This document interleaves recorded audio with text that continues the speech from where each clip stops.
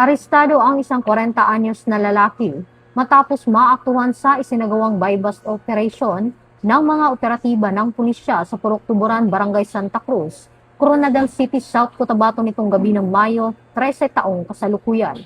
Kinilala ang suspect na si alias Ton, isang landscaper at residente ng Purok Tuburan, Barangay Zone 3 ng nasabing lungsod. Pinangunahan ng mga tauhan ng City Police Drug Enforcement Unit, South Cotabato Police Provincial Drug Enforcement Unit, Intel Operatives ng Coronadal City Police Station at First Provincial Mobile Force Company na kumpiska pa mula sa suspect ang isang marked money na 500 peso bill at isa pang sachet ng hinihinalang shabu.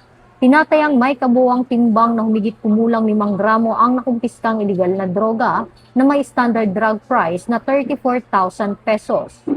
Mula dito sa Campo Crame, ako po ang inyong PNN correspondent, Patroluman Resali Umalay, nagbabalita para sa Police News Network.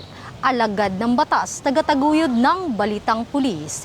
Ito ang bagong PNP para sa bagong Pilipinas, serbisyong mabilis, tapat at nararamdaman.